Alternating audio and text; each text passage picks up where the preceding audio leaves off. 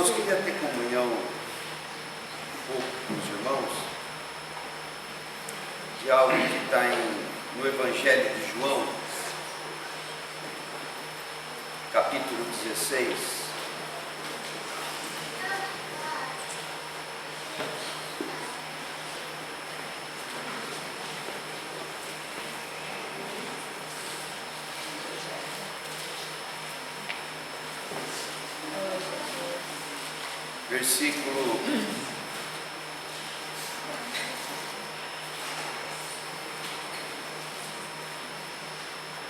Versículo 6 em diante.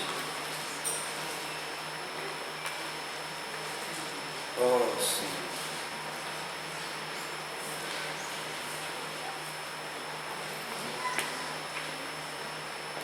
Senhor Jesus.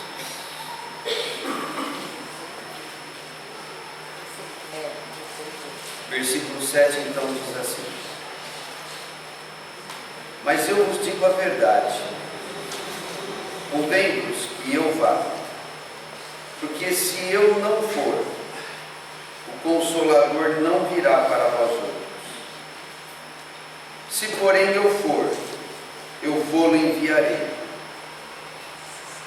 Quando ele vier, convencerá o mundo do pecado, da justiça e do juízo. Do pecado, porque não creem em mim. Da justiça, porque vou para o Pai e não me vereis mais. Do juízo, porque o príncipe desse mundo já está julgado. Tenho ainda muito que vos dizer, mas vós não podeis suportar agora.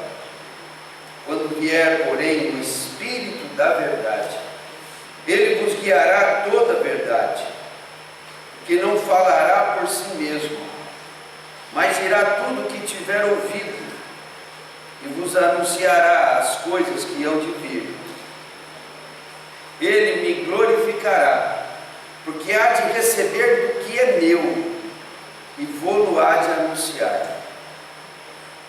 Tudo o que o Pai tem é meu, por isso é que vos disse, que há de receber do que é meu, e vou-lo há de anunciar.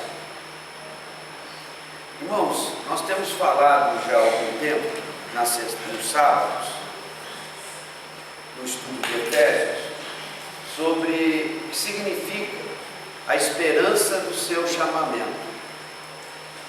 Nós temos um chamado. Todo aquele que tem recebido o Evangelho,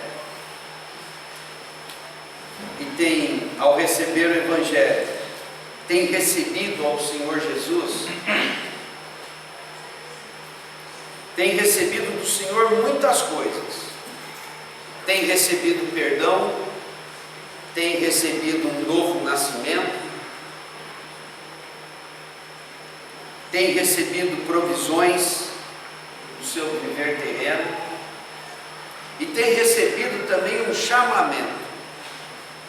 Nós fomos chamados, o Senhor tem nos chamado. Alguém que tem crido no Senhor tem recebido um chamamento.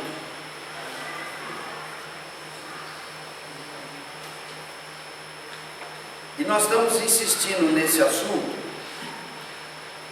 porque Paulo orou de uma maneira muito séria para que os irmãos tivessem espírito de sabedoria e de revelação, para conhecer plenamente o próprio Deus, e que nós, recebendo esse espírito de sabedoria e de revelação, nós teríamos iluminado os olhos do nosso coração, para sabermos de algumas coisas que são fundamentais para o nosso viver. É um problema grave, irmãos, nós não termos um espírito de sabedoria e de revelação. Se nós não temos um desejo profundo de querer saber e por conta disso, de buscarmos o Espírito, para que Ele nos traga sabedoria e revelação, Então, nós estamos sentenciando contra nós mesmos um viver de ignorância e de trevas.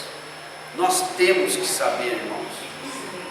Jesus disse aqui, no versículo 12, que Ele ainda tinha muita coisa a nos dizer, ou melhor dizer aos discípulos naqueles dias, mas que eles ainda não poderiam suportar naquele momento. Mas quando viesse o Espírito da verdade, Ele guiaria a toda a verdade. Irmãos, nós precisamos saber de muitas coisas. Tem muitas coisas que ainda precisamos saber.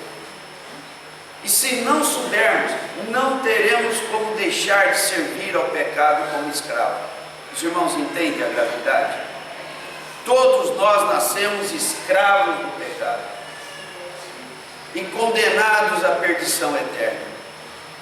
Quando nós recebemos Jesus, o Senhor nos livra da condenação eterna, mas podemos ainda, na medida da nossa busca pessoal, na medida do nosso interesse por Deus, nos mantermos ainda escravos do pecado. Nós nascemos condenados e escravizados. Essa é uma situação grave da existência humana. Quando nós recebemos o Senhor, então nós recebemos a salvação e nos livramos da perdição eterna. Mas nós ainda temos um viver a viver nesses dias. Até morrermos nós estamos aqui, no mundo e na carne, no corpo. O mundo é problemático porque ele é regido por Satanás, e a carne é problemática porque o pecado habita nela. Então, a menos que haja da nossa parte uma reação forte, nós seremos subjugados pelo mundo e pela carne. Então Paulo, ele ora para que nós tenhamos espírito de sabedoria e de revelação. Sabedoria é a respeito de queremos saber o que já está posto, saber o que já está revelado, saber o que já está na Bíblia e o que já está explicado pelos apóstolos e pelas pessoas que o Senhor tem levantado ao longo da história da igreja. Nós temos que querer saber o que já está revelado. Mas ainda, irmãos, há coisas que já estão reveladas, mas não estão postas em livros.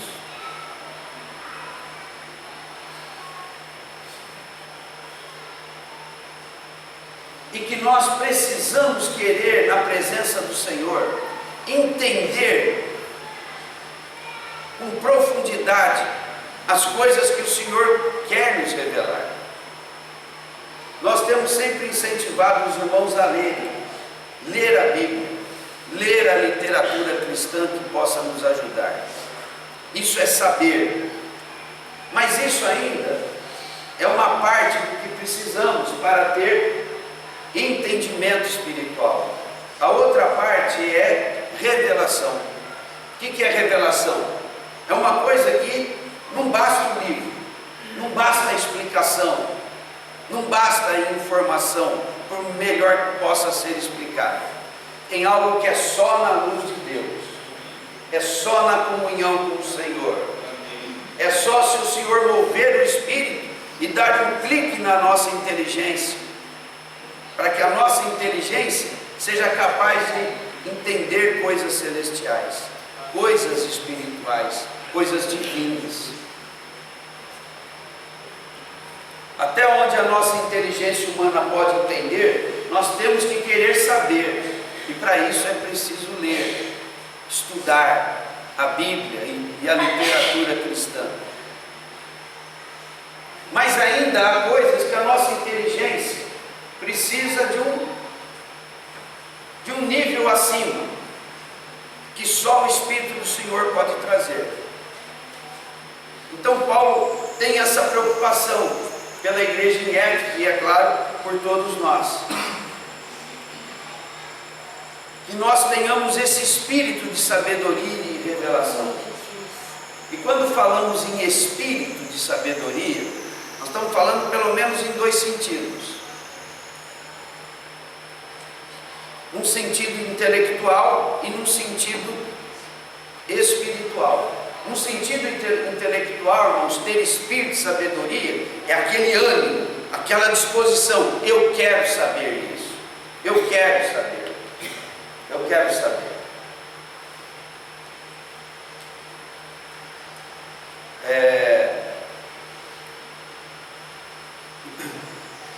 Na tua profissão, você sempre precisa saber de coisas novas, não é isso? A tecnologia aumenta, as ferramentas vão surgindo, os conhecimentos vão avançando, e você tem que se adaptar ao tempo, não é isso? Então, para qualquer profissão, uma coisa era exercer aquela profissão há 20 anos atrás, outra coisa é exercer essa profissão hoje, e muito diferente do que 40 anos atrás. Eu estudei química, não me formei, mas estudei um pouco de química. Então, alguma coisa mais básica a gente conhece. Eu acho que eu me lembro. E de vez em quando alguém pedia, né, principalmente os jovens, para que eu falasse, ensinasse alguma coisa de química. E quando eu ia ensinar e pegava os livros deles, puxa, tinham elementos novos. O negócio de tabela periódica tinha parado no 108, 109, já está no 114, 115, não sei quanto. Não para, e os conceitos mudam. Eu vejo alguns termos ali que na minha época, numa faculdade de ponta, em química, a gente não usava aquele termo. Estou falando de 40 anos atrás.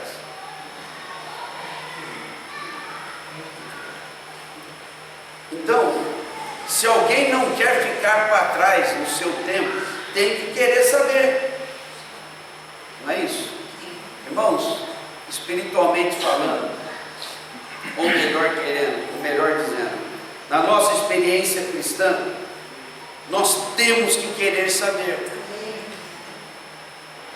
Esse é um ponto. O outro ponto é revelação. Eu quero revelação, eu quero entendimento espiritual. Espírito, ânimo, disposição. Por que acontece isso comigo? Por que eu não venço esse pecado? Por que o meu temperamento me subjuga? Você não sabe? Você vai viver como escravo do pecado. Você mente e vai mentir a vida inteira. Eu estou melhorando, irmão. Faz 20 anos que eu sou crente, hoje eu só minto metade do que eu mentia. Isso é muito, quase nada, irmãos. Eu tenho um problema, eu sou meio arrogante, sou mesmo meio orgulhoso, eu admito. E daí? Isso vai mudar quando? Isso é servir ao pecado como escravo. Vou dar um exemplo simples. Em casa, a gente fica doente por revezamento. Tem hora que é o pai, tem hora que é a mãe, tem hora que é o filho. Isso é servir ao pecado como escravo. Não te interessa saber o poder do Espírito Santo para te livrar disso? Vai assim mesmo? Vamos? Pronto-socorro está aí? Tem carro? Então vamos continuar indo no pronto-socorro? Não te interessa saber como é que você resolve essa situação? Tem que querer saber. Eu sempre vivo brigado com meu marido, porque, sei lá, não sei, eu não. E fica assim mesmo, fica assim. Eu sempre peco nesse ponto, depois eu fico com vergonha, peço perdão. Ou nem peço perdão, porque eu sou assim mesmo, fica assim. Tudo fica assim, irmãos. Isso é servir ao pecado como escravo. Não te interessa saber como é que sai da situação? Interessa? Se não interessa, você precisa de um espírito de querer saber. Querer saber e querer revelação. Puxa, vamos ver o que o livro lá diz. Tem um livro bom sobre esse tema. Então vai saber. É o primeiro passo. Mas ainda é a primeira parte do passo. Todo passo se completa com dois movimentos, né? Primeiro você avança uma perna e completa o passo onde você leva a outra. Então, na hora que você vai querer saber, tem um livro bom sobre ele. Irmão, você sabe algum livro bom sobre como me libertar do pecado? Você sabe, Adriano? Você que gosta de anunciar livro aqui na frente? Eu tenho um problema grave, irmão. Eu não sei, tem uma coisa que eu não sei. No fim, eu acabo fumando, acabo bebendo e não sei. É assim mesmo, irmão. Espera Jesus voltar. O meu pecado tem perdão? Tem solução? E você tem um livro bom, você sabe? Você sabe me dizer alguma coisa? Ou eu fico assim mesmo? Atormentando a minha vida, a vida da minha família, dando mal. É assim mesmo, irmão. Fica assim. Tem um livro bom? Você sabe indicar um livro? Ou você tem coisa para me dizer? Vai, eu estou desesperado, fala! Amém. Puxa, tem um livro. Você saber, irmãos. Aí você vai lá, se informa. Aí você vê que lê o livro e ainda não está vencendo. Você ainda precisa dar um passo a mais. Um passo não, tem um movimento a mais para completar o passo. Fala, o Senhor fala comigo, Senhor. Como é que funciona o Altman viu? Ele está falando aqui, mas a coisa não me alcançou ainda. Preciso de revelação, vai. Revelação, aí é eu e Deus, aí é transcendente, é sobrenatural, não tem intelecto, não tem explicação que resolve. Mas é difícil ter revelação se eu não tiver interesse pelo saber. Paulo revela isso nas suas últimas epístolas, essa preocupação. Então ele fala sobre essa necessidade de nós termos entendimento espiritual em Efésios, Filipenses, Colossenses. E ele fala que isso era uma oração permanente dele, para que os irmãos soubessem, tivessem clareza.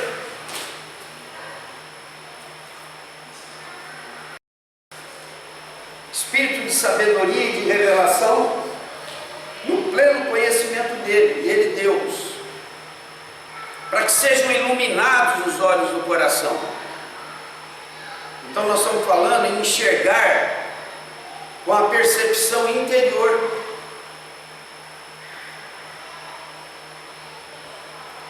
Para saberdes primeiramente, iluminados os olhos do coração para saberdes primeiro, qual a esperança do seu chamamento? Segundo, qual a riqueza da glória da sua herança nos santos? É o outro tema. E depois, qual a suprema grandeza do seu poder para nós, os que cremos? Então, vamos ficar só na primeira questão. Qual é a esperança do nosso chamamento? O Josiano tem falado sobre isso, onde o Eliseu avançou um pouco mais e falou mais sobre isso. E nós precisamos entender para o que o Senhor nos chamou. No mínimo é para que não mais sirvamos ao pecado como escravo. No mínimo é para que as coisas não fiquem mais como são para o homem caído. No mínimo é para que as situações não nos subjuguem, mas as vençamos todas. No mínimo, irmãos, o chamamento do Senhor é para nos livrar das misérias humanas, das fraquezas humanas, das situações que subjugam o ser humano, nas mais diversas áreas, no mínimo.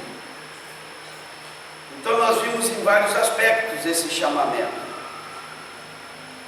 mas nós ainda precisamos ser mais despertados nessa questão, precisamos ter mais interesse, a bem de nós mesmos, irmãos, a bem de nós mesmos, mais interesse em saber para o que é que o Senhor me chamou.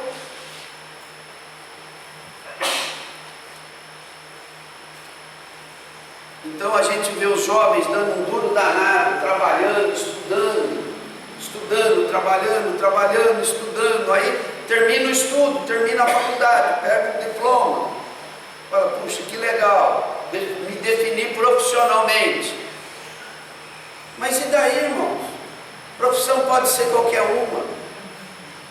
Para comer basta 2 ou 3 mil reais por mês. Agora nós estamos vivendo um momento de crise, mas para ganhar 2 ou 3 mil reais por mês, numa renda familiar, não precisa de muita coisa, irmãos, e é o suficiente. O que você precisa saber é para que o Senhor te chamou. O resto, irmãos, é nada.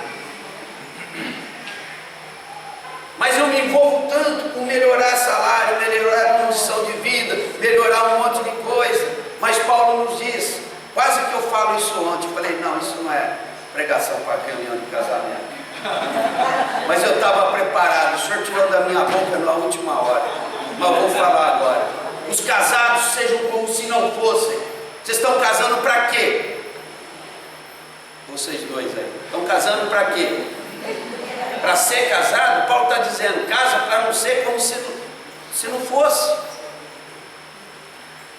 O que Paulo quer dizer? Ele subiu até o terceiro céu, foi até o paraíso, ele viu coisas e agora ele quer dizer algo para nós. Gente, pelo amor de Deus, concentra na tua vida, a tua vida nas coisas que importam, porque essa vida vai passar. E eu vi coisas que dão sentido à vida. E como é que a gente pode desperdiçar a vida se a gente não tiver clareza, entendimento, percepção, e a gente cai na luta, na labuta dessa vida? Casar é tão bom, mas viver casado é tão ruim. Desanimou aí, André? Casar é uma festa, olha lá, olha que coisa linda. Eu vi as irmãs trabalhando nisso, eu falei, puxa, eu gosto dessas coisas, do esforço dos irmãos, eu gosto dela. Ela é bela, ela é bonita. É gostoso fazer as coisas com beleza, mas precisa ter consciência, a parada é dura. Né? Ontem a Adriana perguntou, o que a gente faz agora? Deixa aqui, deixa ali, como é que vai usar? Mas não, vai guardar e tal. Pronto, acabou a festa. Mas acabou o pé. Né? Então, irmãos, nós temos que entender o que é realmente fundamental. Então Paulo ora. E para concluir, vamos voltar aqui para o texto que a gente lê. Concluir significa, vamos começar o fim.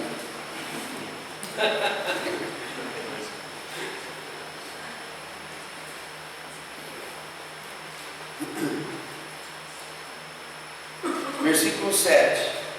Eu vos digo a verdade, convém-vos que eu vá, porque se eu não for, o Consolador não virá para vós outros. Se porém eu for, eu vou lhe enviarei.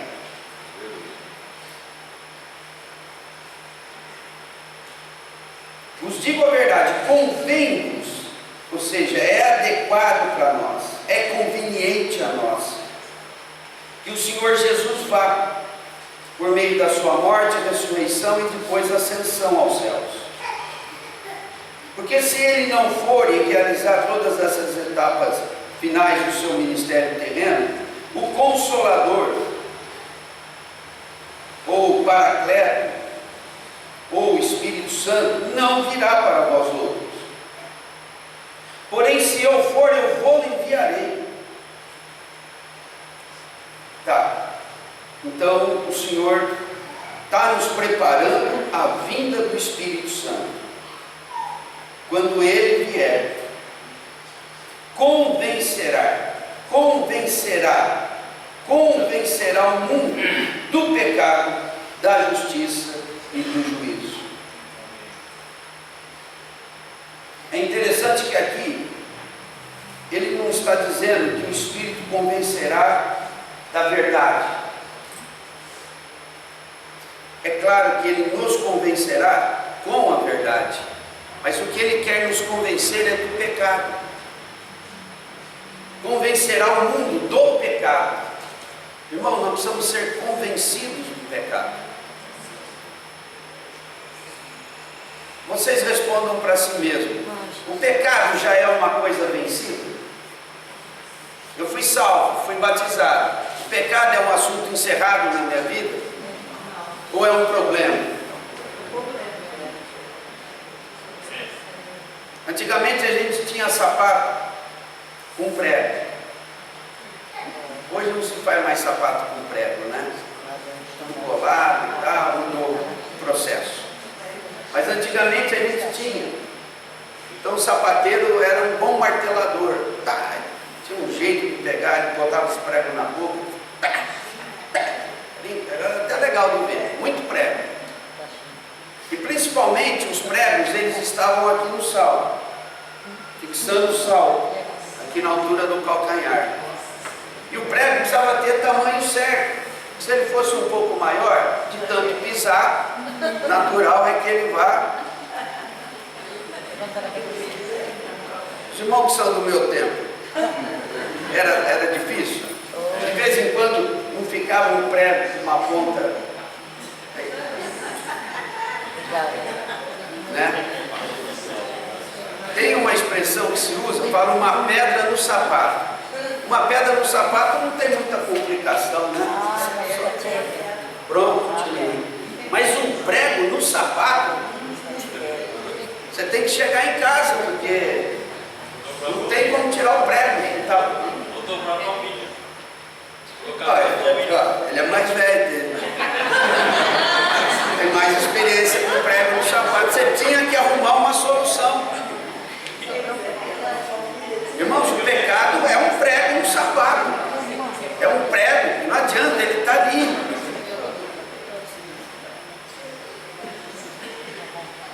E é uma grande vitória do adversário, nos fazer sentir confortáveis com o pecado. Puxa, irmãos, o diabo é muito sutil. Ora, ele nos oprime com o pecado, mas ora, ele nos faz sentir confortáveis com o pecado. Não é terrível isso? O adversário é muito astuto, muito perspicaz, e como Paulo diz, ele tem as suas ciladas, ou a palavra grega é truques. Então, conforme a conveniência do engano que ele quer imprimir em nós, ou ele nos oprime com o pecado, ou ele nos faz sentirmos confortáveis com o pecado. Então, por causa disso, irmãos, pela misericórdia de Deus, o Senhor Jesus está dizendo que quando o Espírito vier, ele vem para convencer do pecado. Convencer do pecado. O que é convencer? A gente sempre precisa ir no significado das palavras, né? A palavra grega original aqui diz respeito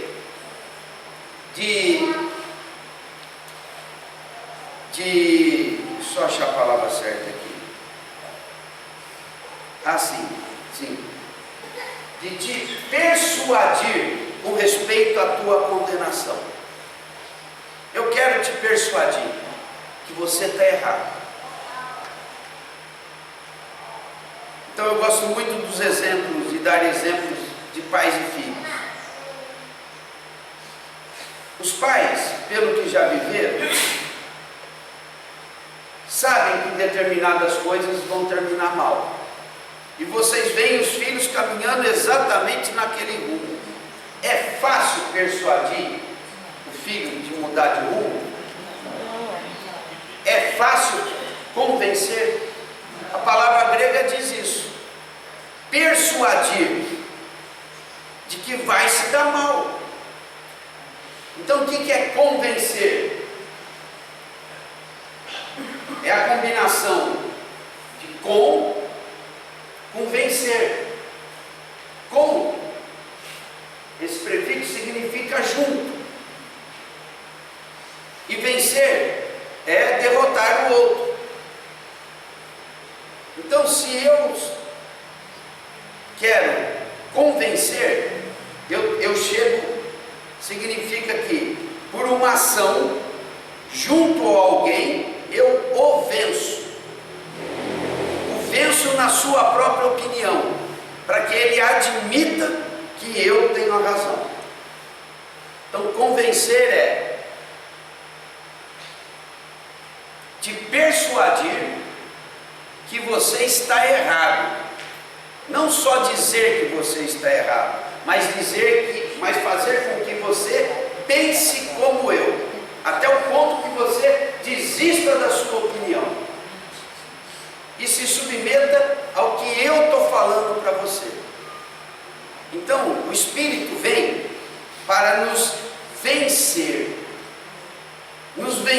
com relação ao pecado. Primeiro, eu não sei nem o que é pecado. Segundo, eu sirvo ao pecado como escravo. E se alguém não fizer nada, eu vou sendo arrastado para um resultado muito ruim, para uma situação muito desastrosa. E eu não estou falando dos incrédulos do mundo, estou falando de nós cristãos. Então nós precisamos que o pecado seja esclarecido na nossa mente. E para isso o Espírito Santo tem que nos vencer. Sabe por que tem que vencer? Porque nós estamos fortemente apegados ao pecado, sem entendimento. E às vezes pior ainda, é por gosto mesmo. Ah, não. E nem houve uma pessoa que se reuniu conosco por algum tempo. Aí ela estava vivendo uma situação e ela pediu o meu conselho. Eu falei, então você tem que parar com isso e não fazer aquilo. Orientação simples com relação a abrir a palavra e falar o que é certo. E falar o que a palavra ensina, só isso. Para com isso e não faça mais aquilo. Só isso. Evidência. Na hora ela ficou com a cara de Caim. O que aconteceu com o semblante de Caim? Descaiu. E não teve mais o que colocasse aquela pessoa em pé. Aí até que por fim se afastou das reuniões. Aí um dia eu soube de alguém que encontrou essa pessoa na rua. Falou, você não tem mais estado nas reuniões, alguma coisa assim? Ela falou, é que a igreja, como vocês fazem, é muito séria. É muito sério. Então ela preferiu um lugar que ela achou que onde ela não se sentia pressionada por algo tão sério. É o gosto de pecar. É o gosto. Como é que posso dizer, agora eu estou em outra igreja e estou muito bem lá, e não se arrependeu do pecado com que foi exortado aqui? Você acha que está bem? É gentil e publicano. Alguém que sai da igreja porque não aceita a exortação, o Senhor diz para tratá-lo como gentil e publicano. Mas infelizmente existem muitas igrejas cheias de gentios e publicanos. Ah, falou, isso eu tenho ouvido dos pastores, não gostou? Eu vou para outra igreja. E as igrejas ficam recepcionando as pessoas, sem censura nenhuma. E elas se enchem de pessoas que se sentem bem ali. Se sentem bem ali por quê? Porque o pecado também é acolhido.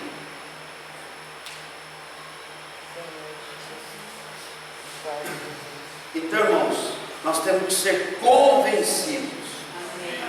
O Espírito Santo tem que usar de uma ação vigorosa para nos quebrar. Vocês lembram da luta do anjo do Senhor com Jacó, que lutou uma madrugada inteira? Como é que terminou aquela luta? Com Jacó ferido na coxa. Não é? E mancou da vida. Irmão, nós temos que tomar uns golpes aí. Ou o Senhor nos vence, ou o pecado nos mantém sob escravidão. E nós temos agora para encerrar mesmo. Nós temos que saber qual é a esperança do nosso chamamento. O Senhor nos chamou para um punhado de coisas boas. O Senhor nos chamou, e no seu chamamento não tem uma coisa ruim. Todas as coisas para as quais o Senhor nos chamou são boas. Dizem respeito à salvação, diz respeito à nossa cura do corpo e da alma, diz respeito à nossa libertação do pecado, diz respeito à nossa conformação com Cristo, diz respeito à nossa associação com Deus no seu empreendimento. Lembre o exemplo que o Eliseu deu ontem de José. Coitado de José, era menino bom, tinha 17 anos, verdadeiro, justo, de bom caráter, de boa índole, não podia suportar a patifaria e as injustiças dos irmãos e entregava mesmo, cagueta santo. Hoje ninguém quer ser cagueta, né? Às vezes, eu me lembro que eu falava com o Adriano, o que está acontecendo ali? E ele não me contou, não, irmão, imagina que eu vou entregar o outro. Ele já tenha tomado jeito. Encobria o pecado dos outros. José não era, ele não encobria, ele era um denunciante, um delator, denunciava ao pai. Ele não era um fofoqueiro, ele era alguém que não suportava a injustiça. Não é isso? E ele teve 2 sonhos. E ele contou esses sonhos. Aí juntou cagueta e 2 sonhos dizendo que ele seria maior do que os irmãos. Falou, esse cara tem que morrer. Não suportaram. Delator. E metido a ser maior que nós, vai morrer. Olha a história de José. E quando ele sonhou, na verdade ele recebeu um chamamento do Senhor. Um chamamento para salvar a sua família da extinção. E ele nem entendia aquele chamamento. Quando ele sonhou que ele seria maior que os irmãos, e que até mesmo o pai e a mãe se dobrariam diante dele, Deus estava fazendo um chamamento para ele. Para que ele fosse aquele que lá na frente salvasse a família da extinção. E que família era aquela? Era a família de Abraão, de Isaac, a quem se tinha feito o quê? A promessa. E nos 11 irmãos de Jacó, ou melhor, nos 10, né? Tinha o Benjamim que era o mais novo. E nesses 10 irmãos de Jacó, o Senhor não encontrou nenhum que pudesse se associar a ele no interesse de passar adiante o que começou com Abraão, passou por Isaac, passou por Jacó. E quem seria o sucessor da promessa? Os 10 mais velhos não prestavam para serem sucessores. E o Senhor chamou aquele caçula, né? Davi era caçula também. José era caçula.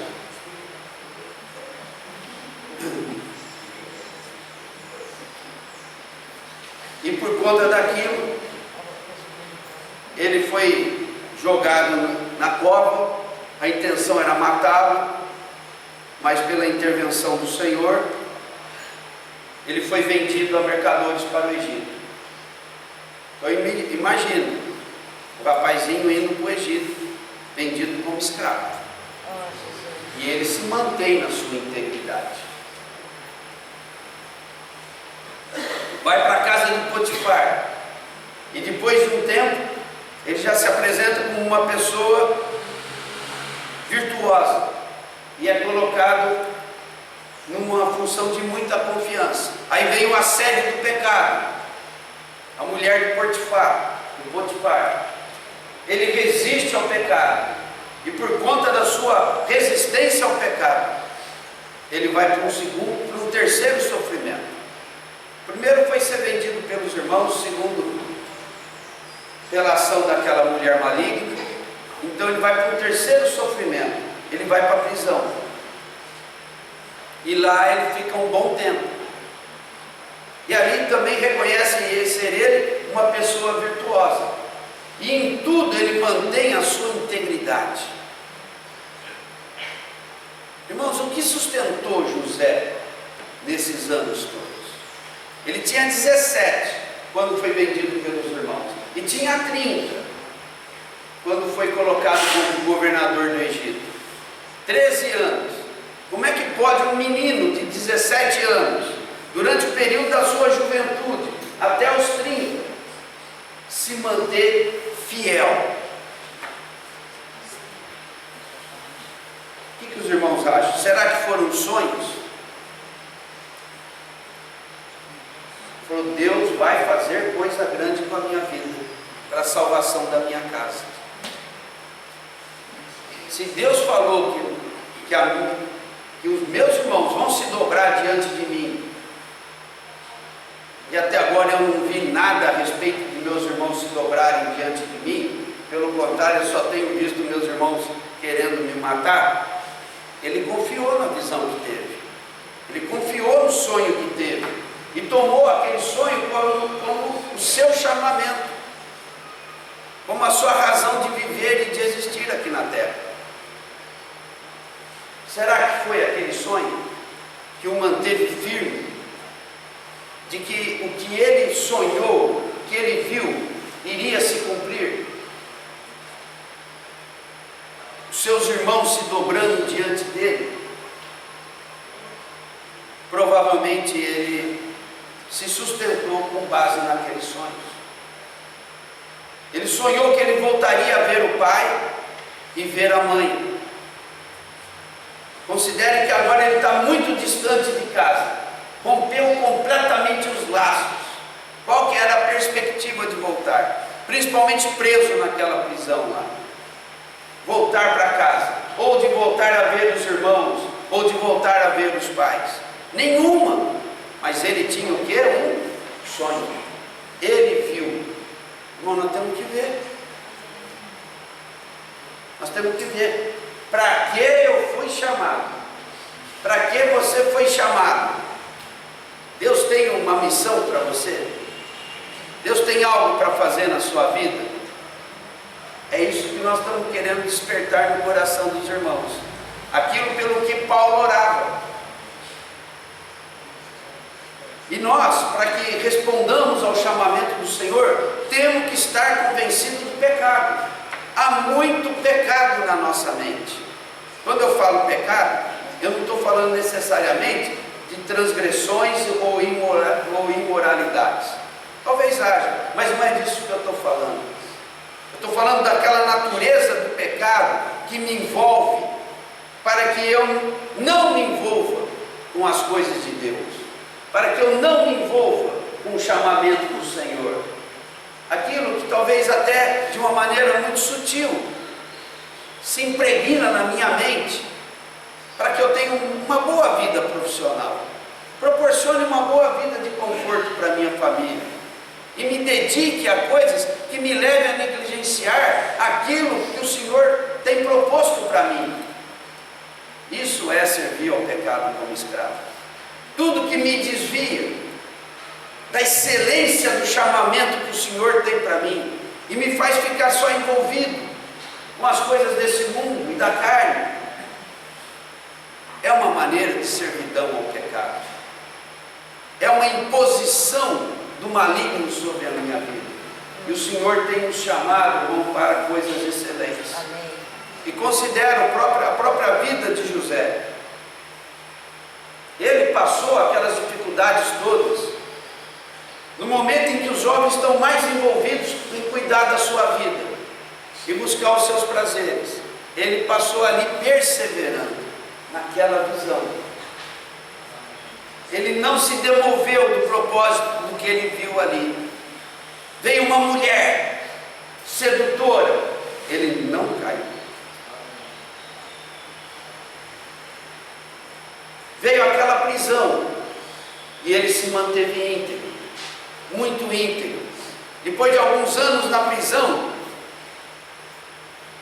ele revela um dom. Ele não só tinha sonhos, como ele teve, mas ele também tinha o dom de revelar sonhos.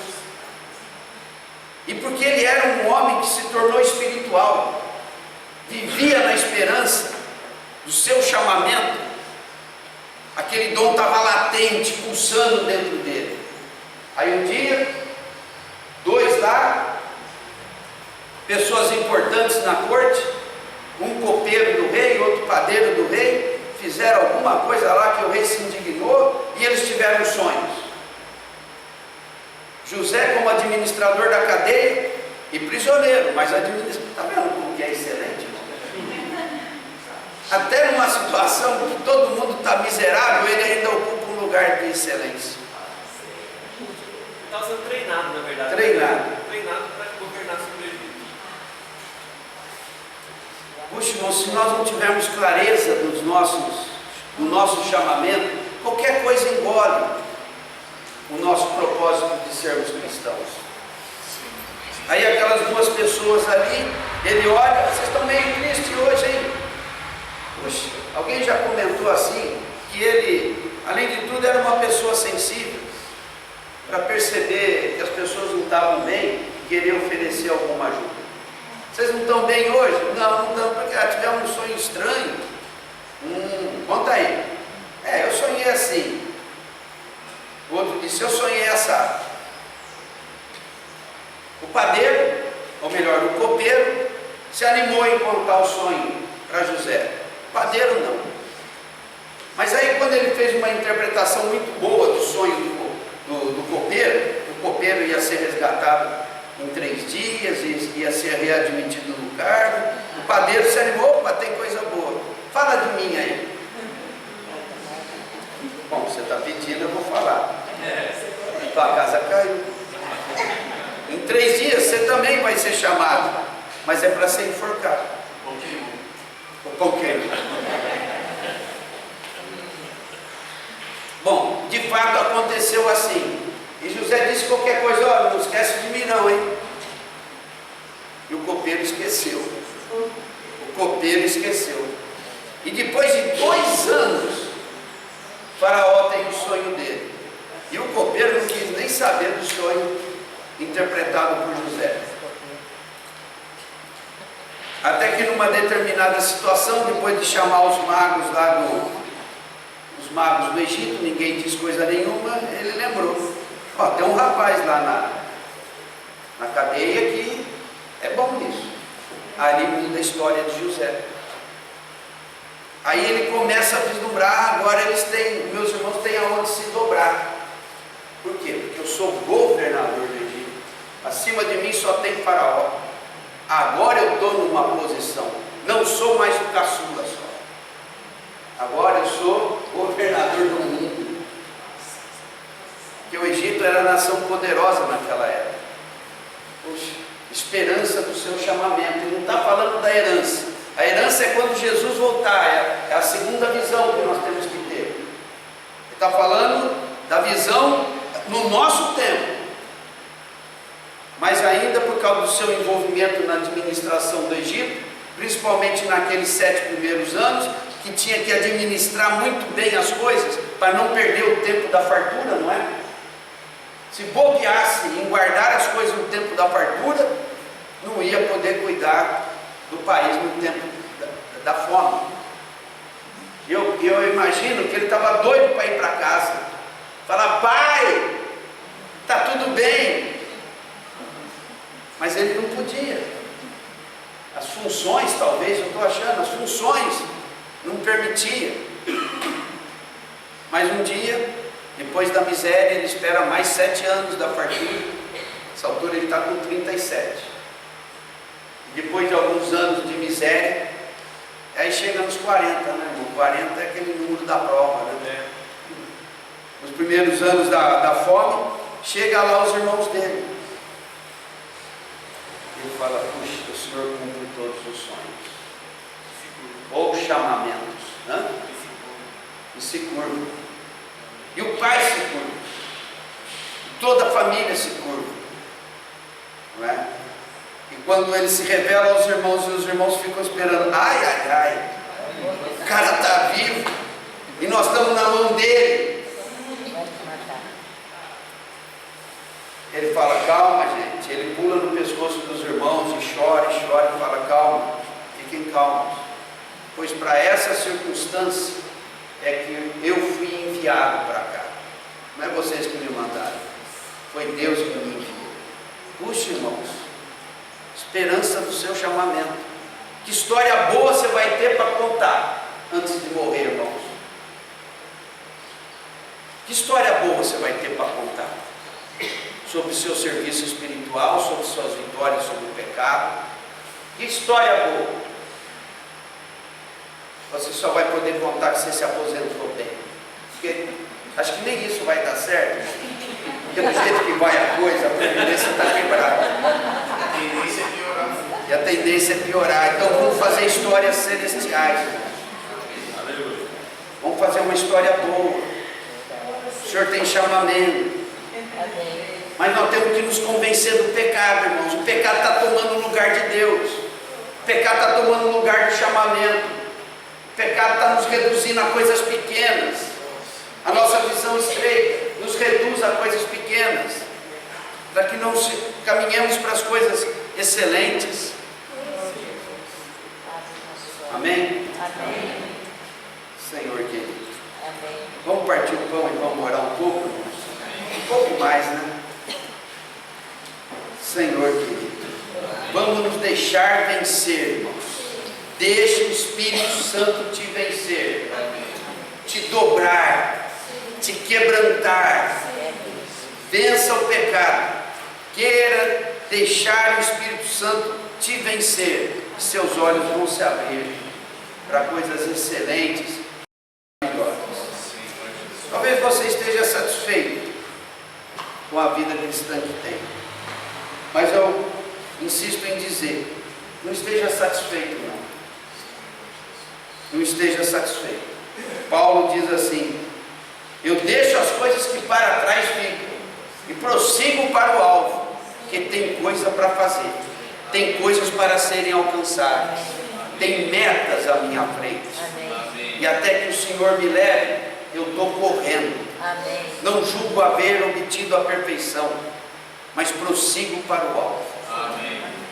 Amém? Amém. O Senhor tem um chamamento Amém. para coisas excelentes. Amém.